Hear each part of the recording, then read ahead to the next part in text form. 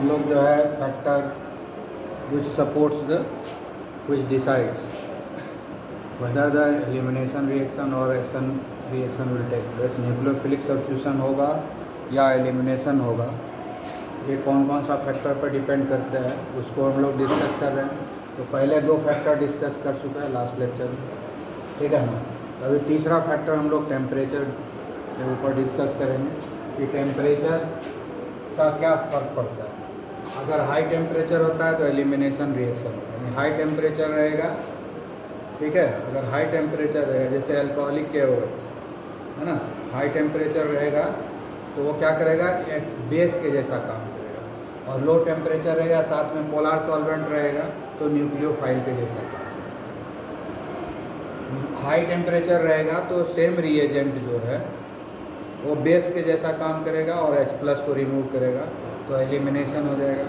और low temperature रखेंगे साथ में अगर पोलर सॉल्वेंट भी है, अगर सॉल्वेंट भी पोलर है और लो टेम्परेचर तो दोनों कंबाइन होकर के न्यूक्लियोफिलिक सब्स्टिट्यूशन रिएक्शन हो जाएगा, क्योंकि पोलर सॉल्वेंट जो है आयनाइज कर देगा। पोलर सॉल्वेंट क्या करेगा, आयनाइज कर देगा, ठीक है ना। तो आयनाइज हो जाएगा तो न्यूक्लियोफिलिक सब्स्टिट्यूशन होगा। इसमें क्या कर न्यूक्लियोफाइल के जैसा काम कर रहा है और इसमें क्या कर रहा है, बेस के जैसा न्यूक्लियोफाइल काम कर रहा है, ठीक है ना। तो सीधा है कि हाई टेम्परेचर अगर रहेगा तो एलिमिनेशन रिएक्शन प्रीफर करेगा, हाई टेम्परेचर रहेगा तो एलिमिनेशन रिएक्शन को प्रीफर करेगा, और लो टेम्परेचर साथ में पोलर सॉल्वेंट रहेगा तो न्यूक्लियोफिलिक सब्स्टिट्यूशन रिएक्शन को फॉलो करेगा, ठीक है। आया समझ में। अब strength and size of the nucleophile और बेस, तो बल्कियर न्यूक्लियोफाइल होगा। बल्कियर मतलब क्या, टर्शियरी न्यूक्लियोफाइल होगा। अब जैसे ये है टर्शियरी अल्कोहल, ये क्या है, टर्शियरी अल्कोहल से ये न्यूक्लियोफाइल हमको यहाँ मिला, समझ गए, टर्शियरी न्यूक्लियोफाइल मिला है हमें यहाँ पर। तो ये टर्शियरी है ना, तो ये क्या करेगा, ये जो है इस H+ को लेकर के वाटर रिमूव कर लेगा, है। यहाँ पर हम पूरा लिख देते हैं, जैसे ये O है, O- है, H+ रहेगा कि नहीं,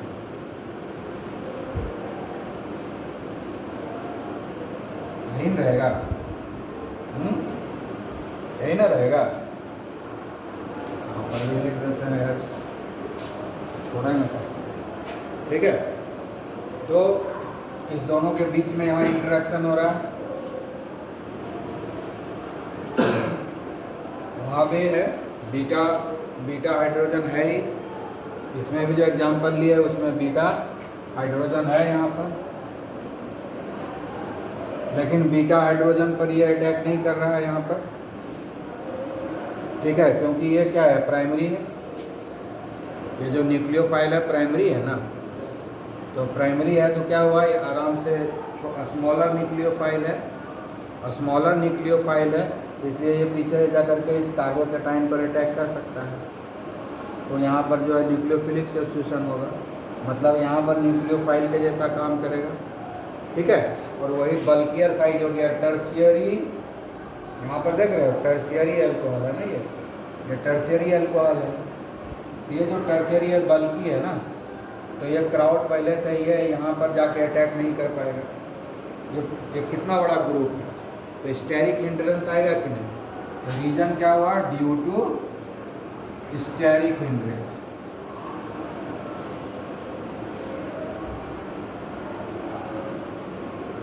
स्टेरिक हिंड्रेंस समझते हो ना, साइज के चलते वो जा नहीं सकेगा, मोटा हो गया है, मोटा हो गया है तो पतला गली में कैसे जाएगा, ये मोटा न हो गया इतना बड़ा ग्रुप, ये कैसे जाएगा, यहाँ अटैक इस कार्बन पर कर पाएगा, इस कार्बन पर न अटैक करना है, इस कार्बन पर न अटैक करना है, तो इतना बड़ा ग्रुप इस कार्बन पर अटैक करने में उसको दिक्कत होगा कि नहीं, बल्कियर ग्रुप है, बड़ा ग्रुप है, इस कार्बन पर अटैक करने में इसको दिक्कत होगा, स्टेरिक हिंड्रेंस आ गया है यहाँ पर।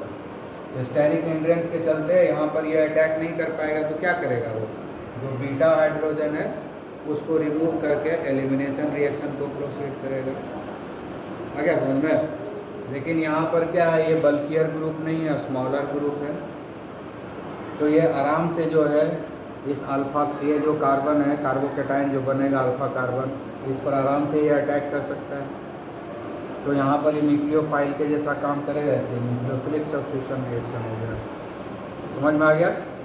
तो ये सारा चारों फैक्टर है, जो चारों फैक्टर मिल करके ये डिसाइड करता है कि न्यूक्लियोफिलिक सब्स्टिट्यूशन होगा कि एलिमिनेशन रिएक्शन होगा। क्योंकि जब भी न्यूक्लियोफाइल और हेलो एल्केन का इंटरेक्शन होगा तो दोनों होने का चांस रहेगा, एलिमिनेशन और न्यूक्लियोफिलिक सब्स्टिट्यूशन रिएक्शन। अब ये चारों फैक्टर को देख करके डिसाइड करेंगे कि यहाँ न्यूक्लियोफिलिक होगा कि एलिमिनेशन होगा। कंपटीशन है, जो जिसका फैक्टर मजबूत होगा वो रिएक्शन होगा, जो फेवरेबल कंडीशन में जिसका होगा वही उसका होगा। ठीक है ना? हाँ, तो इस आधार पे हम लोग जो है डिसाइड कर सकते हैं कि एलिमिनेशन रिएक्शन होगा या न्यूक्लियोफिलिक सब्स्टिट्यूशन रिएक्शन होगा। कि reactivity of halo alkane towards the elimination reaction, तो टर्शियरी जो होता है सबसे ज़्यादा रिएक्टिव होता है टुवार्ड्स एलिमिनेशन, सेकेंडरी हेलाइड का कम होता है और प्राइमरी हेलाइड का सबसे कम होता है। समझ गया? तो सबसे ज़्यादा टर्शियरी हेलाइड का सबसे ज़्यादा टेंडेंसी होता है एलिमिनेशन रिएक्शन में जाने के लिए, और प्राइमरी हेलाइड्स का सबसे कम टेंडेंसी होता है एलिमिनेशन रिएक्शन जाने के लिए। तो यहाँ पर किस आधार पर हम डिसाइड करेंगे कि किसका क्या रिएक्टिव होता क्या है? कि जब एलिमिनेशन रिएक्शन होगा तो अनसैचुरेटेड हाइड्रोकार्बन बनेगा। अनसैचुरेटेड हाइड्रोकार्बन में जो डबल बॉन्डेड कार्बन है वो कितना स्टेबल बनता है? अनसैचुरेटेड हाइड्रोकार्बन जो बनेगा, जो अल्कीन बनेगा, अल्कीन जो बनेगा, हेलो एल्केन से जो एल्कीन बनेगा वो कितना स्टेबल है, इसके ऊपर जितना ज़्यादा स्टेबल बनेगा उतना ज़्यादा रिएक्टिविटी होगा। तो टर्शियरी क्या होता है? सबसे ज़्यादा स्टेबल एल्कीन बनाता है। टर्शियरी हेलाइड जो है एलिमिनेशन रिएक्शन के थ्रू सबसे ज़्यादा स्टेबल एल्कीन बनाता है, इसलिए इसका रिएक्टिविटी सबसे ज़्यादा है। अब है कि वो स्टेबल है, ये कैसे डिसाइड करेगा? कोई एल्कीन कितना स्टेबल है ये कैसे डिसाइड करेंगे? हमको देखना हो कि डबल बॉन्डेड कार्बन के साथ में अल्काइल ग्रुप जितना ज़्यादा होता है वो उतना ज़्यादा स्टेबल होता है। Alkyl group double bond carbon से जितना ज़्यादा जुड़ा हुआ रहता है उतना ज़्यादा स्टेबल होता है। मोस्ट अल्काइलेटेड एल्कीन मतलब एल्कीन में जितना ज़्यादा अल्काइल ग्रुप होगा वो उतना ज़्यादा स्टेबल होगा। ठीक है? तो टर्शियरी में क्या होता है कि सबसे ज़्यादा अल्काइल ग्रुप रहता है, इसीलिए वो सबसे ज़्यादा स्टेबल होता है एल्कीन। ठीक है? आया समझ में? तो हम लोग अब एक एग्जाम्पल लेते हैं। पहले टर्शियरी का है,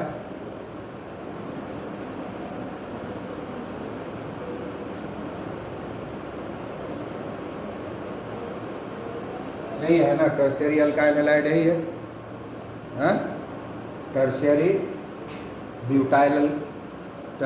ब्यूटाइल क्लोराइड है ये, है ना। तो अब इसको क्या करेंगे हम लोग? एल्कोहलिक KOH से रिएक्शन करवाएंगे, एलिमिनेशन रिएक्शन कराना है ना। एल्कोहलिक सॉल्यूशन लेंगे, अभी चारों कंडीशन पड़े ना, हॉट भी रहेगा, हॉट में एलिमिनेशन होगा, है ना। तो हॉट एल्कोहलिक को ले लेंगे। ठीक है? तो ये जो एल्कोहलिक सॉल्यूशन है तो इससे क्या होगा?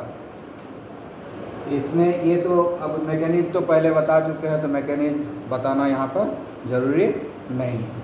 तो ये KCl निकल जाएगा, KCl निकलेगा ना, ये ऐसे चला जाएगा और इसको एक को निकलेगा, ये यहाँ शिफ्ट हो जाएगा और ये H+ निकल जाएगा, जो OH के साथ कंबाइन करके वाटर बना देगा। ठीक है? ये तो मैकेनिज्म समझा चुके हैं। तो अब देखो क्या होगा, यहाँ पर डबल बॉन्ड आ जाएगा,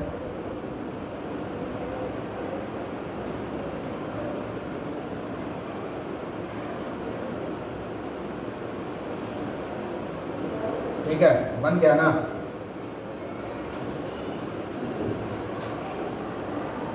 ठीक है। इसमें अल्काइल ग्रुप कितना है? दो अल्काइल ग्रुप है। इसमें 2 अल्काइल ग्रुप हुआ कि नहीं? ये और ये 2 अल्काइल ग्रुप हो गया,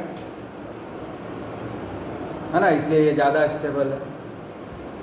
तो हमने टर्शियरी से स्टार्ट किया, तो टर्शियरी में 2 अल्काइल ग्रुप मिल रहा है डबल बॉन्डेड कार्बन से जुड़ा हुआ, ठीक है। अब सेकेंडरी देखते हैं। तो सेकेंडरी के लिए क्या करेंगे? इसको हटा देते हैं, यहाँ पर H दे देते हैं। अल्काइल ग्रुप घट गया, एल्किन में अल्काइल ग्रुप अब घट गया ना, तो जितना कम अल्काइल ग्रुप रहता है एल्किन में उतना कम वो स्टेबल होता है। तो पहले जो इसके पहले जो एल्किन था उसमें 2 अल्काइल ग्रुप था, वो सबसे ज़्यादा स्टेबल हुआ।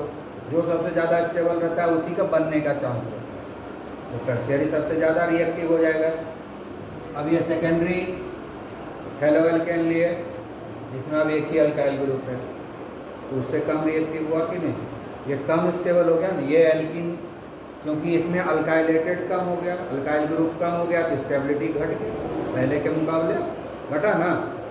इसका मतलब इसका रिएक्टिविटी टर्शियरी से कम होगा सेकेंडरी का, है। अब हम लोग ले लेते हैं प्राइमरी। हो गया, प्राइमरी हो गया, एक ही कार्बन जुड़ा हुआ है ना जिससे, तो प्राइमरी हो गया कि नहीं? हाँ, अब प्राइमरी में देखते हैं कि कितना अल्काइल ग्रुप रहता है प्राइमरी से जो एल्कीन बनेगा।